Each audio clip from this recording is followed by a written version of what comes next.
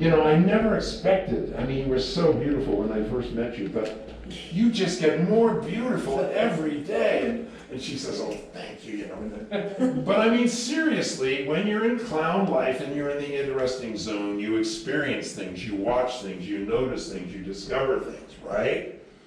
And everything is interesting. This bird, little birds are opportunity. There are hundreds of them. They're landing on your shoulder all the time. And they go, psst, and you go, what? Most people, they go, psst, and you just go on doing whatever you're doing. But I've trained myself since age 35. When the little bird goes, psst, I go, yeah? The bird goes, psst. It's your 25th UVM anniversary. Go.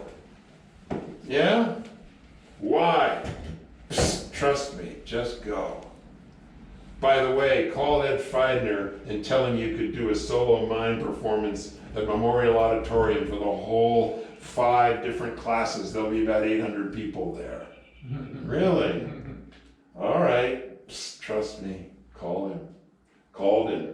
I said, hey, I can do maybe 10 minutes. He said, you're on. Perfect. I did my 10 minutes. I was on. I was excited. Did some of my stuff, and stuff, whatever, silly stuff. Afterwards, this guy walks up to me and he punches me in the arm. I said, what? And he said, remember me? And I said, hey, Al Secunda. Now, Al Secunda was in Buckham Hall when I was there, right? That's when I got a bunch of guys to sing Run Come See Jerusalem in the shower stall, which is big enough for about 7 gang showers, and it echoed like an echo chamber. But Al could never hold a tune, but he played flute and sax. And I started a band called the Northern Lights, and he said, can I be in the band? I said, as long as you don't sing. And he said, okay. I said, but you'll play the sax. And then he organized rehearsals, because we never wanted to rehearse. And he booked the shows, and he got a vehicle where we could travel to colleges. Of course, often he would get a vehicle from one of his fraternity brothers, and we got one from his fraternity brother whose name was Waxy, and Waxy had just gotten it at the used car place, but they didn't put any oil in it. And we ran out of oil in Bellows Falls. And it was my sister's concert at Smith College. We never showed up. My sister has still never forgiven me. We all slept about 4 to a bed in a hotel.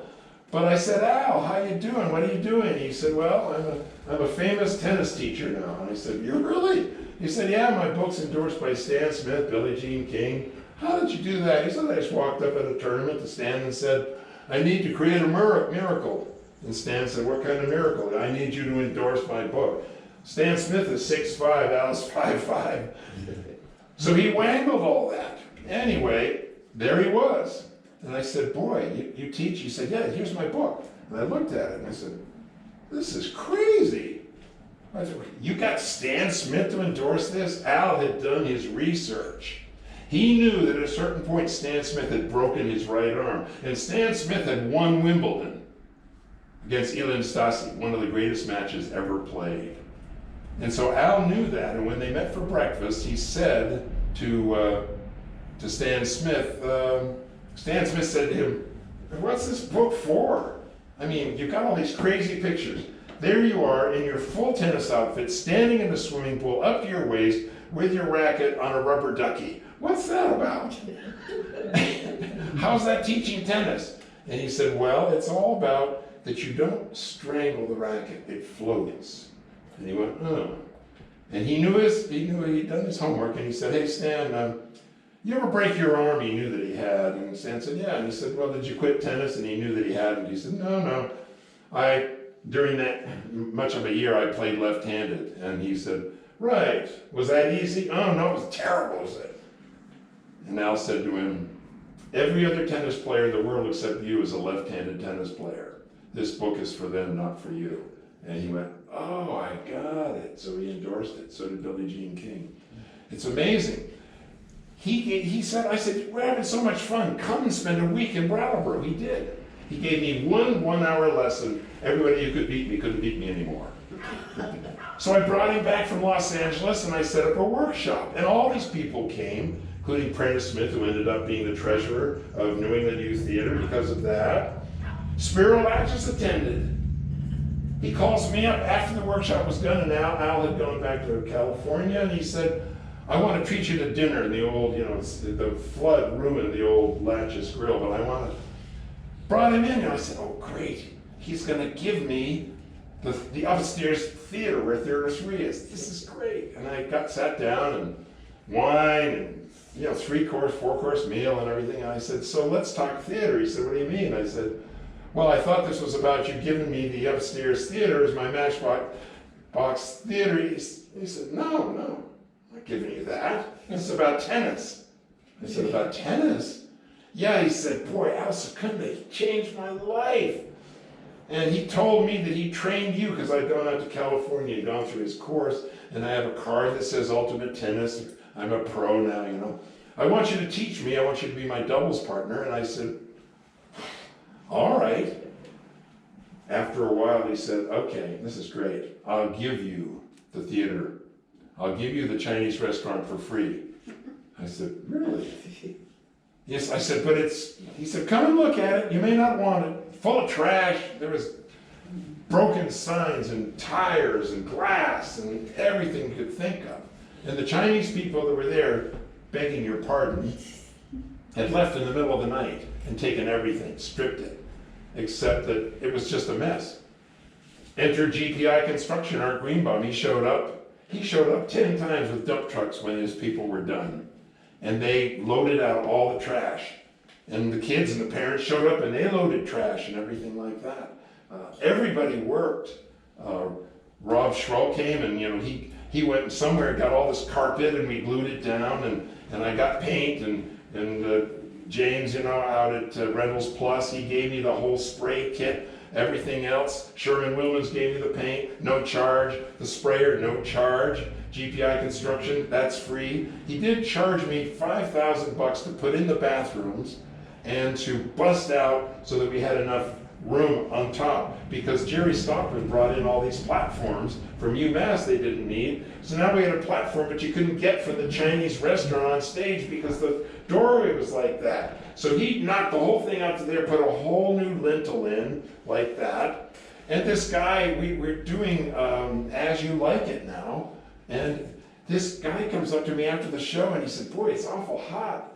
And I said, yeah, well, there's nothing we can do about it with the lights, which Jerry had brought in all kinds of Fresnels and Licos and everything. And Justin Morris is now becoming an absolute pro. He's just coming from after school.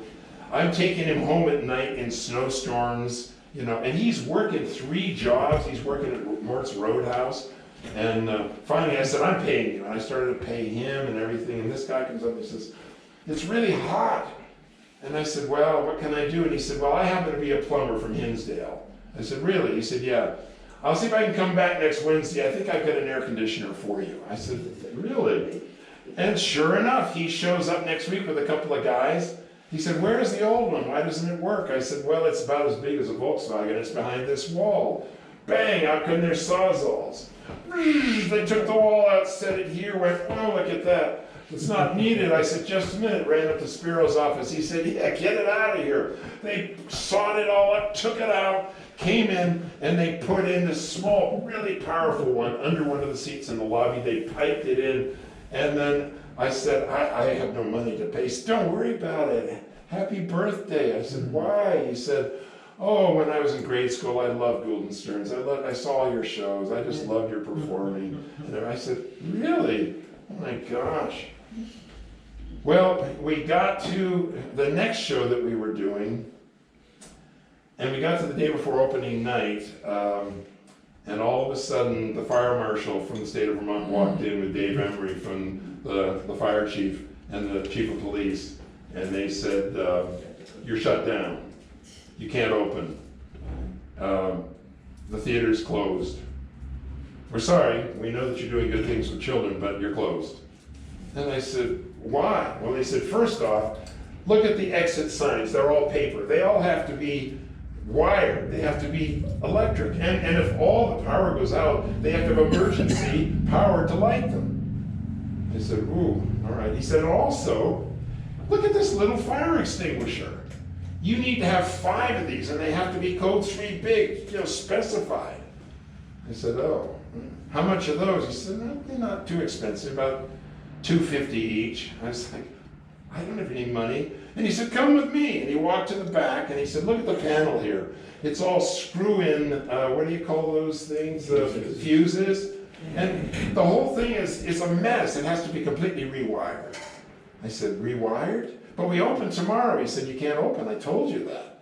But he said, come back in here. And he walked in with me and with Dave Emery, and we walked into the Chinese kitchen, and he went like this, up and down, and the whole floor went like this. He said, if a fireman comes in here weighing 300 pounds with all of his gear, he'll go right to the basement. I said, whoa, all right. But what if I fix all these things? He said, no, there's one more thing. I said, one more thing? He said, yes, the whole theater, including the kitchen, has to be sprinklered. It has to have a sprinkler which is connected to an alarm. And I said, well, thank God, not the basement. He said, no, the basement also. But I said, it's concrete, it's all. He said, no, you have to sprinkle the basement too. I said, oh my gosh, I can't do that by tomorrow. He said, well, when do you think you could get it done? And I said, I don't know, this is March, maybe, or April as it was. I said, well, maybe by Thanksgiving. I have no money. He said, okay, you get it done by Thanksgiving.